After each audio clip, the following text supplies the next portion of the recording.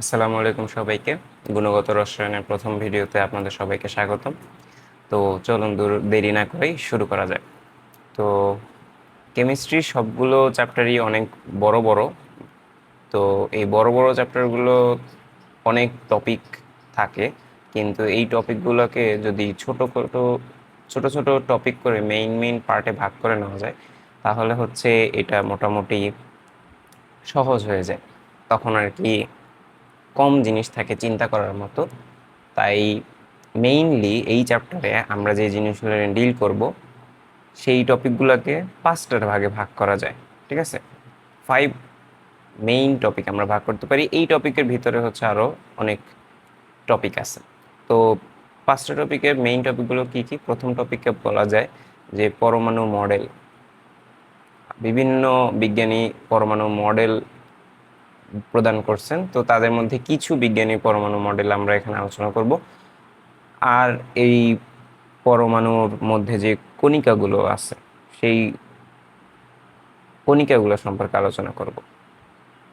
ঠিক আছে, তো এই জিনিসটা একটার মোটামুটি টপিকের আন্ডারে পড়ে। এরপরে যদি আমি চিন্তা করি এই চ্যাপ্টারে আর কি আছে, এরপরের যে টপিকটা থাকতে পারে সেটা হচ্ছে কোয়ান্টাম সংখ্যা। মানে এগুলো আর কি ইন্ডিভিজুয়াল টপিক।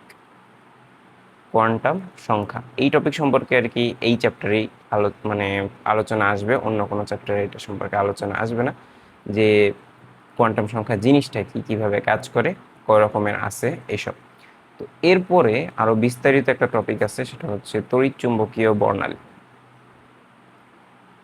তড়িৎচুম্বকীয় বর্ণালী কিভাবে উৎপত্তি হয়, তারপরে এর দ্বারা কি কি কাজ করা হয়, এর ব্যবহার, এগুলো নিয়ে রিলেটেড কথা আছে। এরপরে দুইটা টপিক আছে, একটা হচ্ছে আয়নিক যৌগের কিছু বৈশিষ্ট্য। আয়নিক যৌগের কিছু বৈশিষ্ট্য, এই কিছু বৈশিষ্ট্যের মধ্যে এই অধ্যায় যেটা কভার করা হয়েছে সেটা মেইনলি হচ্ছে শিখা পরীক্ষা আর হচ্ছে দ্রাব্যতা। এর মধ্যে দ্রাব্যতা যেটা, সেই পার্টটা বেশি ইম্পর্টেন্ট। শিখা পরীক্ষার এই টপিকটা আর কি এমসিকিউর জন্য ইম্পর্টেন্ট। আর লাস্টের দিকে হচ্ছে কিছু সাধারণ পদ্ধতি, হ্যাঁ, কিছু ল্যাবরেটরিতে করা হয় এমন কিছু পদ্ধতি সম্পর্কে আলোচনা করা হয়েছে। তো এর মধ্যে এই প্রথম শেষের দুটো টপিক, আয়নিক যৌগের বৈশিষ্ট্য আর কিছু পদ্ধতি, এই জিনিস দুইটা অন্যান্য কিছু চ্যাপ্টারের সাথে রিলেটেড। যেমন এই আয়নিক যৌগের বৈশিষ্ট্য, এটা হচ্ছে তৃতীয় অধ্যায় বা হচ্ছে মৌলের পর্যায়বৃত্ত ধর্ম, যেটা সেটার সাথে রিলেটেড। তার মানে ওই চ্যাপ্টার পরে যদি এই টপিকটা পড়া হয়, তাহলে ওই চ্যাপ্টারের সমযোজী যৌগ সম্পর্কে অনেক আলোচনা আছে, আর এখানে আয়নিক যৌগ সম্পর্কে আলোচনা আছে।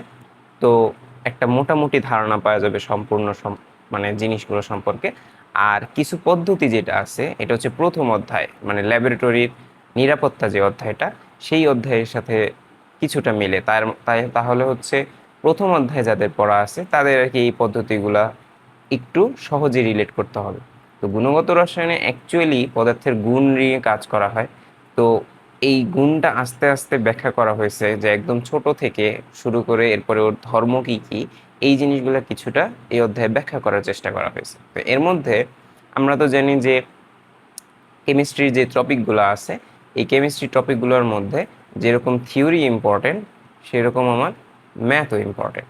তো এই টপিকগুলোর মধ্যে এই পরমাণু মডেলের মধ্যে ব্যাপক পরিমাণ ম্যাথ আছে, কোয়ান্টাম সংখ্যার মধ্যে ম্যাথ আছে, তড়িৎচুম্বকীয় বর্ণালীর ম্যাথ আছে, তারপরে দ্রাব্যতারও ম্যাথ আছে। কিন্তু এই যে পদ্ধতি, মানে কিছু বিশ্লেষণ পদ্ধতি যেগুলো আছে, যেমন পাতন, তারপরে হচ্ছে আরো অন্যান্য বাষ্পীভবন, শীতলীকরণ, এই টপিকগুলোর মধ্যে আহ, কোনো ম্যাথ নাই।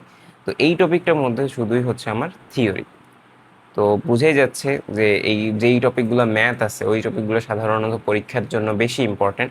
তো ওই টপিকগুলো থেকে স্টুডেন্টরা আনসার করার টেন্ডেন্সি বেশি, আর এবং ওগুলো থেকে মার্কও বেশি পাওয়া যাবে। তো তাইলে ওই টপিকগুলো হচ্ছে বেশি ভালো করে ফোকাস করা উচিত।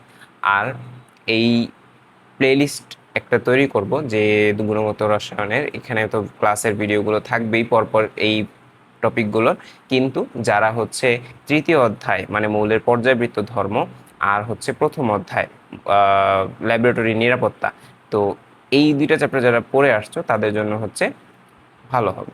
তো এটা হচ্ছে মেইন স্টাডি গাইডলাইন। তো গাইডলাইন আমরা এটা ফলো করব।